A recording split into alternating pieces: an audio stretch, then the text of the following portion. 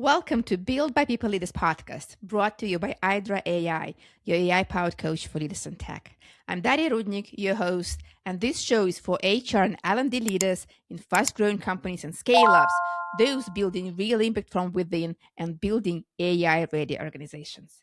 If you go to dariarudnik.com, you can download the State of HR in AI Transformation 2026 report based on interviews with HR leaders as well as industry trends. And today we have a very interesting conversation with our special guest, Jason Aydelott.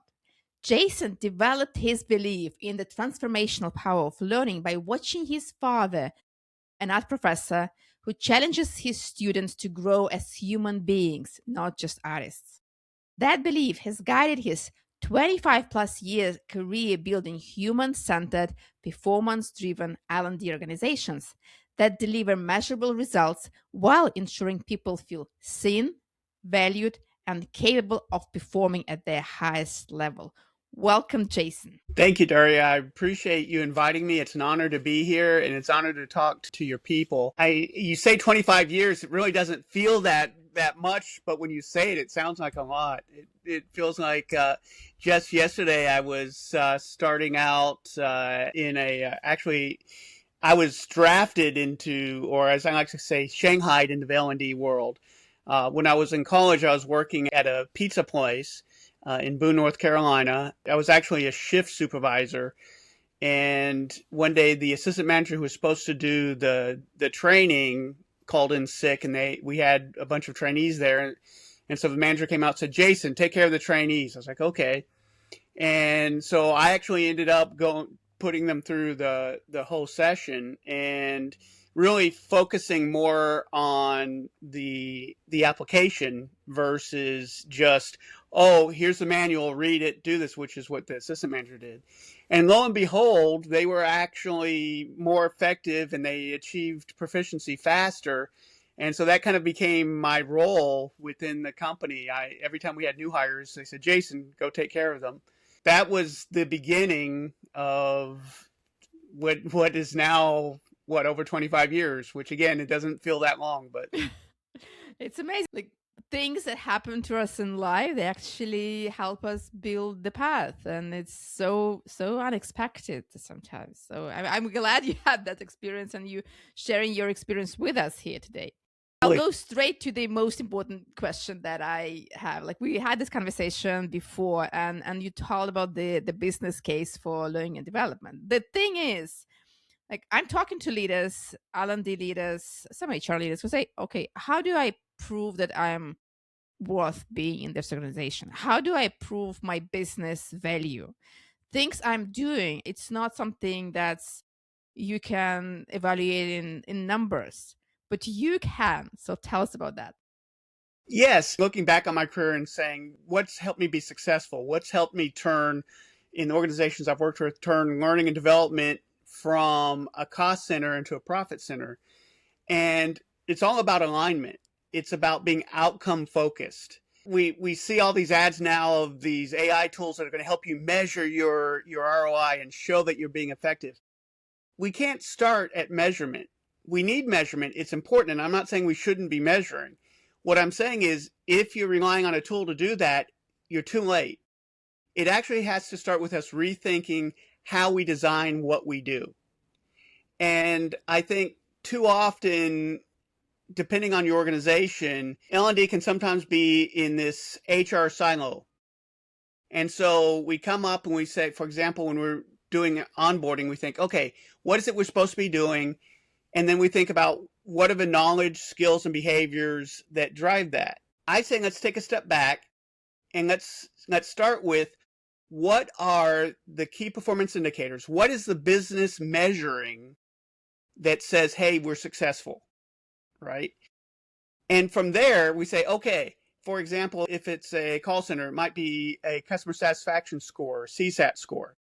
Okay, so now we say, well, our KPI is 4.5 out of 5 on average for CSAT, for customer satisfaction. Great. Now we can go back and say, what are the skills, knowledge, and behaviors that actually drive that number? So, for example, we get into the human-centric skills, the human skills like empathy, probing questions, voice tone.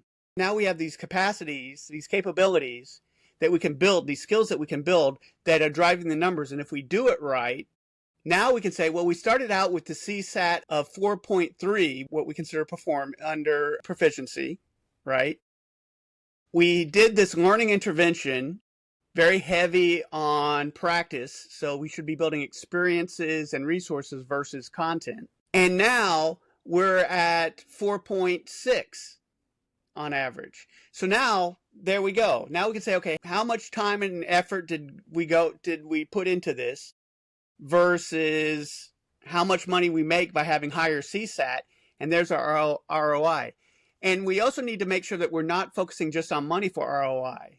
One of the things that we know is that if people feel like they're doing good jobs and they feel like that they have the skills they need to be successful, they tend to be more engaged and they're less likely to quit. So attrition is another ROI, reducing attrition, because people actually feel like we care about them, we're helping build their skills, and they're successful, they're not going to leave, right? So by doing these things, we can actually report ROIs. In short, we need to become more outcome focused, if that makes sense. Well, thanks. And I mean, like, it's not always direct. When we train Correct. and coach leaders, we can then measure engagement. But again, engagement is not only about leadership, it's about other areas as well. It's about organizational processes and other things. Mm-hmm. How do you, like, if you are in leadership development, for example, how do you measure that? How do you prove that what you're doing is like worth it? If what we're doing is we're building leaders that are better able to hit their KPIs, then we're being successful, right? So I think one of the things that we really need to look at in developing leaders is, especially in this new world with AI, right? It's much more important now that we have leaders who are actually leading, not managers, right? And to me, the difference between a manager and a leader is a manager manages things. They manage processes. A leader actually leads people. Well, guess what? AI is really good at managing. Where what we need, though, is we need people leaders, which is why I'm also kind of trying to spearhead this campaign to change the name of soft skills from soft skills to human skills. Because soft skills have always, quote unquote, soft skills, the human skills have always been critical to business success. Even more so today, because it's really the human skills that will separate leaders from managers. And if you're just a manager, you're replaceable by AI. Yeah. There's a leadership theory that actually tells that every leader needs to have three set of skills. They need to have strategic skills, they need to have technical skills, and they need to have people skills. And the higher you grow in the organization, the less technical skills you need, and the more people skills and strategic skills you need. So yeah, I'm all for changing the name. And the other piece of that is that we're getting to the point where organizations are flattening, because if you think about it, the role of the quote unquote individual contributor is changing. So an individual contributor is no longer in this little bubble just doing their thing. What's happening now is that the quote unquote individual contributor is actually overseeing AI agents. So they actually have a team of AI agents. And what this means is that even at the level of the individual contributor, the frontline employee, we need to start building these human skills, these skills that we traditionally thought of as leadership, right? They have to know they have to be experts on what is the outcome, what does the right outcome look, so they have the discernment, so they can take a look at the work that their AI agents are doing and say, hey, does this fit? Is this right? Are they doing this the right way? Are they taking care of the consumer, the customer? Or is the product that's coming off the line, is it right? And then they have to be able to coach that AI agent to be able to do that. So things like discernment, creative thinking, critical thinking, they're so critical now. And I think we're doing our business's disservice if we reserve those just for what's traditional leadership. Yeah, true. Absolutely. Strategic thinking, like thinking why we're using this tool, like what are the outcomes, asking those questions, hard question, not just, okay, give me some task and I'll do that. No, AI Correct. can do that. Correct. And a healthy L&D organization will be leading the way in your organization of helping to think about this. There's a lot of things out there right now in L&D about how do we use AI, and that's good. We need to have those conversations. We also need to elevate from those and being leaders within the organization in organizational development and say, okay, yes, AI is going to change how I do my job. But more importantly, it's going to change how the organization does its job and how the organization flows. And a healthy L&D organization should be leading the way within that. We cannot just put AI on the existing processes. We need to like rethink what we're doing, what kind of people we have. And you know what's interesting? Like one of the guests on this podcast shared that the organizational structure is changing, and we're going to be, like you said, having individual contributors managing teams of AI agents. And we will also be having some fractional roles because, well, first of all, we don't need a full-time strategic senior leader. We might need them for some project or for some overseeing, or we do not afford them. The different things for you. How would the role of chief learning office, a fractional learning officer, would look like? So what happens is that now a fractional chief learning officer really is helping your team build strategy and enabling your team to do what they need to do in this AI world. Like I said, a healthy L&D organization should be leading the way with the strategic thinking, and that's really what they should be doing. Should be helping your L&D team go from order taker content producer to a performance consultancy. Because I hear this all the time of people in L&D complaining, leaders are just coming to me and saying this is training, but this isn't a training issue. This is a process issue. And I get that pain. I felt that pain. But we need to stop complaining and start realizing if people are coming to you saying this is training and all you're doing is spewing out training that isn't useful because you're just creating content just so they won't bug you anymore, right? Or because, oh, they're the leader, I'm not. We need to step up and say, we're leaders, we're experts, right? And I actually have a little framework where really it's called ask, and really the first thing you do is assure you can give them what they want, because human nature being what it is, especially in this culture in the US today, is people would rather be right than do the right thing. So first thing we have to do is assure them that we can do what they want. Because if somebody's asking for training for something that's not a training issue, can we provide the training for them? Yes. Will it be effective? No. But they're not asking for it to be effective at this point. They're asking for it. So we start out by assuring that we can help them, right? So absolutely, we can conduct that training. And next, we need to give them a reason of why an excuse for us to go farther, right? And we're going to do that by simply asking a question. In order to make sure we get that training right, I need to ask some questions, right? So to ensure that I get that training right, and then we keep asking till we get to root cause. Can you explain what we're trying to accomplish here? And then we just keep drilling down, the old 5 why, just keep asking until we get to what's happening, right? And we'll finally get to, well, Jason, we need training on CSAT. Okay, I can certainly provide that for you. In order to make sure we get it right, what is it that you're trying to achieve? Then we start saying, well, really what's happening is our CSAT is not where it should be. Okay, and why is that important? Well, that's important because XYZ. And now we can take a look at the process and say, well, during the call, we start out by capturing all the person's personal information before we even get to the issue.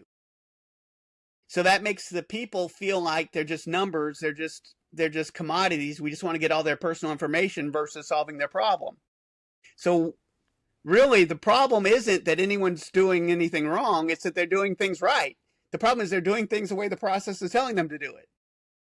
And now we can suggest process change. That's what we should be doing. We should be outcome focused. We should be about driving performance, because at the end of the day, L&D exists to do that. Now, what makes us different, it's really training, and this is why I call it learning instead of training, right? Is people view learning and development like dancing. Anybody can do it. Well, I would challenge that. It's like, sure, anybody can dance, but not everybody can do it well. And that's the same thing. Anybody can spew out content and call it training. But only a good instructional designer can actually create learning experiences and resources that work, that drive the numbers. Well, I hear a lot of people saying, like in L&D, my leaders come to me, they want something. I know it's not the right thing to do, but I don't know how to tell them about that. And now, Jason, your framework, going out, asking your 5 why questions and really being curious about what is the problem they're trying to solve. So basically, as an L&D or HR person, you don't need to influence them. You don't need to tell them they're wrong. You don't need to tell them that they need different solution. You just need to ask better questions. Ask more questions. Correct. When you start talking about performance consulting, and actually any type of consulting, any type of coaching, there's the push or pull idea. There's the you push somebody to an idea, or right, you pull them to it. And when you pull them to it, they end up thinking it's their idea. And if you've got somebody believing it's their idea, guess what? Now you've got a cheerleader. Now you've got somebody who's pushing it. Right? And this goes back to doing the right thing is always more important than being right. And especially in L&D, we have to take that on. We can't always be out there going, oh, I got to get credit for this. Because at the end of the day, credit doesn't matter. What matters is, did this move the needle? And oh, by the way, the C-suite sees that. You'll get the credit if there is a result. Anyway, when no one else is doing the training or no one else is talking to this leader, you'll get your credit. 100%. That's what I'm saying. The C-suite sees this. They know the capacity and capabilities of their people. And they're going to say, wow, there's no way Jason could have come up with this on his own. Right? It had to have been Daria. Well, Jason, you mentioned something, again, at the beginning of this conversation, that in learning and development, there are 2 parts. There's learning part and there's development. Correct. Tell me more about that. In the learning and development world, I would say we've done a pretty good job focusing on the learning piece. Where we tend to fail is in the development piece. We tend to ignore that. And we say, oh, let someone else do that. That's operations. That's not us. Right? Well, the industry is called learning and development for a reason. And what we really need to do is we really need to look at the development piece. And yes, that's the development of the individual, but it's also the development of the organization. And that falls back to what we were talking about before in terms of performance consulting. Really, one of the challenges is that in learning, a lot of us are brought to learning because of people. Because we love people. We love to be, what I love to call it, human-centered. Right? We're focusing on the person first. And that's great. And businesses need that. We don't have enough human-centered leadership in most organizations. The challenge, though, is that the people who are running the company think in terms of numbers. They think in terms of money. They're thinking in terms of what is the bottom line. Really, because we know the processes so well and we know the people so well, we have to be that bridge. We have to be that bridge between what is the business need and how do we implement that in a human way? How do we implement that understanding that people are not just cogs in the machine? People are the most important part of any organization.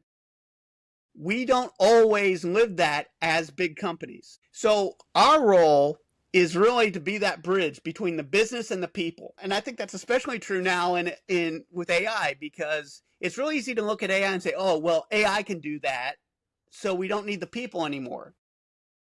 Okay, who's overseeing the AI?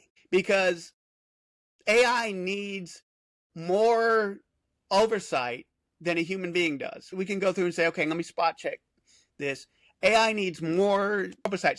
You need experts, right? The other side of it is I challenge most leaders, even if you grew up in the organization doing the role of the frontline employee, you're not the expert on what's happening today on the front line and how to do that job. That expert is the person who's doing the job. So why wouldn't we have the experts leading the AI agents? So are there jobs that are going to go away with AI? Absolutely. I think I've seen numbers ranging between like 75 to 85 million jobs being displaced by AI. That's bad news. But there's good news. And the good news is that AI is also projected to create around 95 million jobs. And if you do your math, right, that's around, depending on what number you take for those that are going to be displaced, that's around 15 million new jobs that are being created. The truth is, you're not going to be replaced by AI. You're going to be replaced by someone who knows how to use AI. It's a cliche at this point, but just because it's a cliche doesn't mean it's not true. Yeah, that's true. I love when like someone said to me, I was doing a proposal for the workshop, and so I said, "Did you use AI to create this?" And, yeah, sure, absolutely. So we don't need you. I mean, we could have done it ourselves. I mean, you can try, but you don't have my expertise. You don't know what kind of input, what kind of task, what kind of prompt to give to AI. You cannot evaluate what the AI would give you. You can get some crap as a workshop design instead of expert knowledge. Exactly. And there is a myth that AI is creative. AI is not creative. If you understand how large learning models work, what they do is they take this huge amount of information that already exists. Based on it, they make predictions, and then they come up with something. So everything they come up with has been done before. It works because sometimes you don't need to reinvent the wheel. And so sometimes a tried and true method is great. When you're talking about content development or developing experiences and resources, well, raise your hand, everybody who's listening to this or seeing this, raise your hand if you've had an absolutely terrible training experience because it was what you experienced was horrible and you learned absolutely nothing and it was completely useless, right? Everyone's hand is up. Unfortunately, there's a lot more bad out there than good. And let's think about this for a second. The way LLMs work. If they take a look and they make a prediction based on the most common answer, and if we've already said there's a lot of bad stuff out there, probably more bad than good, what's it going to create?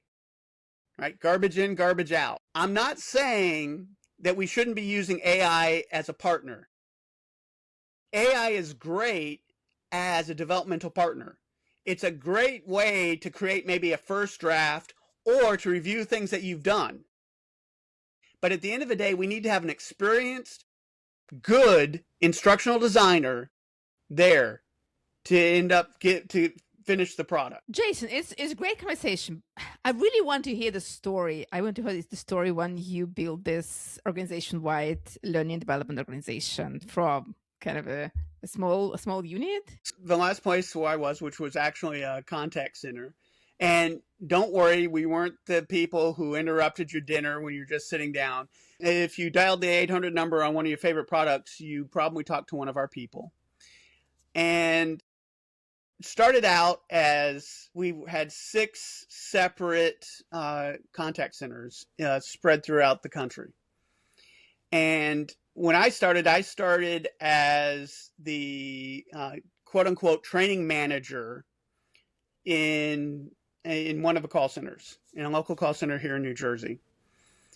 And so what happened is, although we did have some clients that were in separate locations, everybody was doing their own thing on how to create in supporting their people. And at the time, L&D was seen as we have to have it because it's an RFP. It has to show up on the RFP, and we have to do something to try to get our people ready. So it's a cost structure. So first thing that you do is you go in and you see what's working. You talk to people, right? I call it leading with your ears. You keep your mouth shut and you talk to people and you ask questions. And you learn what's going on. You find out what's going right, what's not. And we had and of course it changed client by client, but we had a very typical structure in terms of onboarding, which was things were separated by content. So for example, you would talk all about product. You spend a couple of days talking about product. Then you spend a couple of days talking process. Then a couple of days talking tools, right? And yes, I mean talking, right? That's not effective. So what we did is went in, took one of our bigger clients, took a look at what was going on with the learning and development, with the syllabus. And all we did was change the syllabus. We changed it so that it felt more like a call. So that what we would do is we would start with the soft skills of the human skills of the greeting, right? The voice tone, this sort of thing. And then everything that had to do with the greeting, the beginning of the call. We would do that, then we do a quick bite, each thing nice in little chunks. We do a chunk of the process of a greeting, right? And then we would introduce the tool, and we would show up to everything that we did during that first step, which most often was capturing the name of the person. So we show how to log in, how to create a new case, and how to put somebody's name in. And we would stop, and then we would role play it, and we would practice it and do it hands-on over and over again. Then we would go to the next step. And for the human skills, we would do active empathetic listening. Right. And then we would go into the process of capturing the person, what the person is saying. And then we would practice capturing where do we capture that in the tool, and how do we put the code that we put into it. Right. And then we would do that. Then we would practice again, role playing, starting at the beginning and doing that. And some of you listening might say, wow, that would take forever. Well, yes. Right. The first, and by the way, we would focus on just one call type, on just one issue, because at this point, what we're learning, we don't need to know everything. At this point, we don't need to know every process that's in there. We just need to know, how do I handle this one call type, right? How do I code this one call type?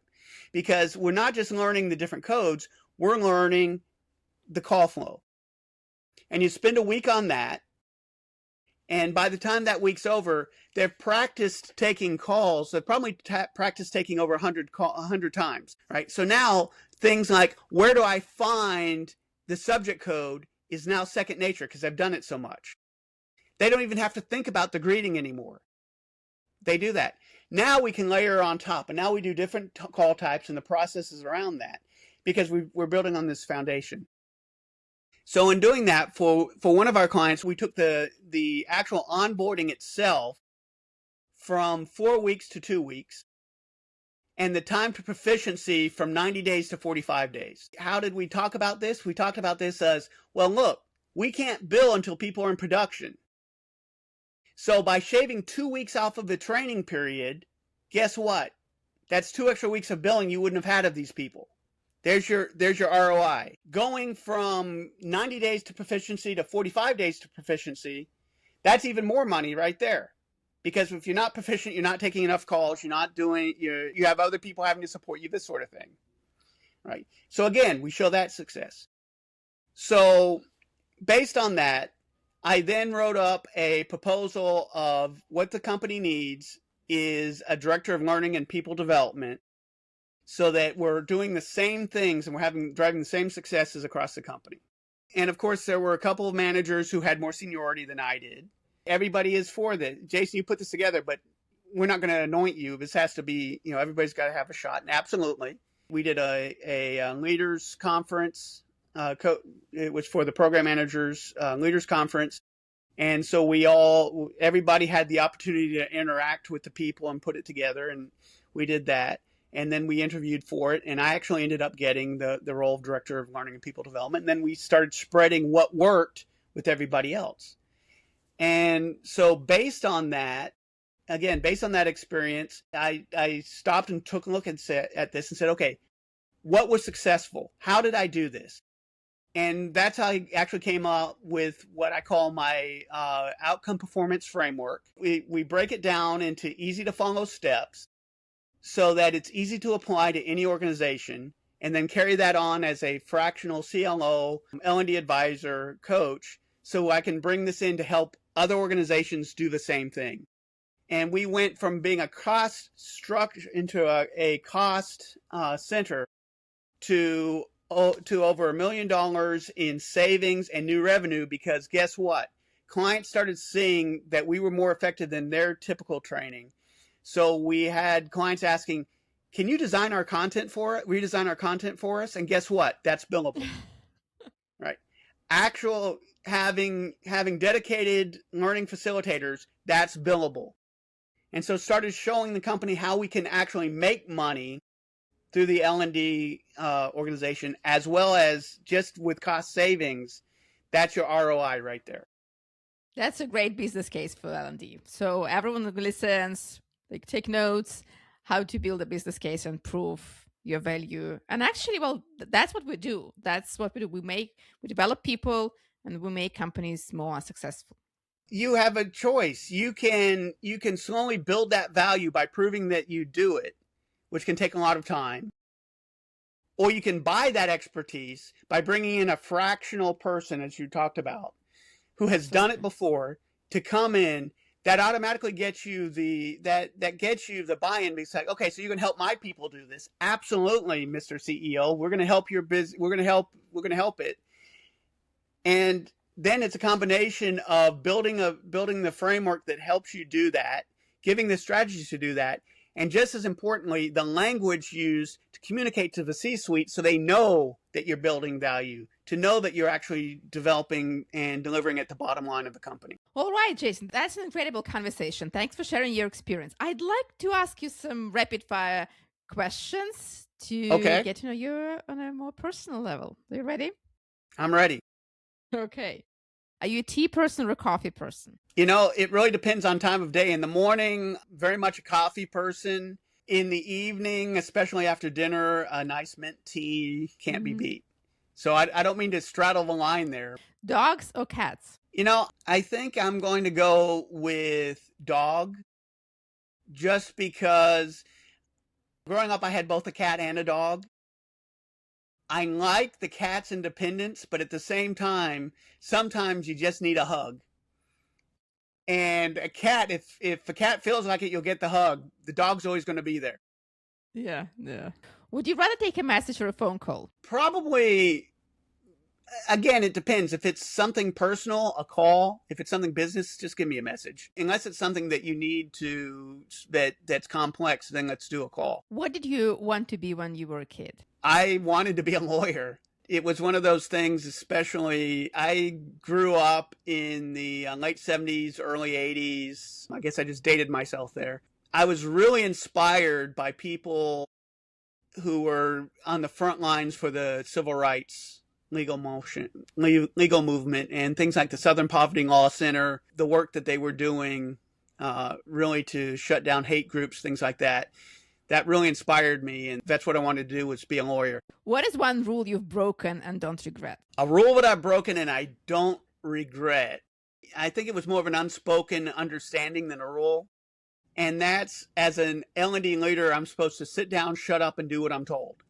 I don't think we should be belligerent about it, and we can certainly become leaders. And I think that's true of anybody at any level. I think we, as human beings, we all see things that other people don't, and we have ways of doing that. And really, we need to be able to stand up for ourselves and speak for ourselves and advocate for ourselves. I know I used the word empowerment before. I have a love-hate relationship with that word. What I hate about it is that too often we see that as somebody can empower me. And you can't. Other people can't empower you because nobody has the power over you. You can only empower yourself. Maybe somebody can wake that knowledge up in you, and you can feel like, oh, that person empowered you. No, they didn't. You empowered yourself. Maybe they opened the door for you, but you still had to walk in. You still had to walk through that door. We really need, especially in L&D, it's so critical because we are really the bridge between the business and the people. and the people aren't always getting enough support, and that's where we come in and we need to do that. And if all we're doing is being order takers, we're letting our people down. Yeah, that's true. We need to break that rule. Absolutely. Well, thank you so much, Jason. It was an incredible conversation. I learned so much about, again, how learning is different from development and why L&D leaders need to focus more on development, about AI is influencing workplaces and how it changes the structure in individual contributors managing AI agents and bringing more fractional senior experts into the organization to help with strategy. How people can find you, how people can learn more about you and what you do. Obviously, LinkedIn. Also, I have my website at www.jasonaydelott.com, strangely enough. And in fact, if you add a / and an offer at the end of that, for all the listeners out there, take 33 minutes and let's talk about what issues you're facing in L&D and maybe some quick, easy ways that you can help yourself and attack those. Great. So please reach out to Jason and build your L&D function in your organization that really brings value. And thanks for listening to this episode. If you like it, please rate us on Apple Podcasts or Spotify, subscribe on YouTube, and stay tuned for the next episodes. Bye. Bye, everybody. Thank you.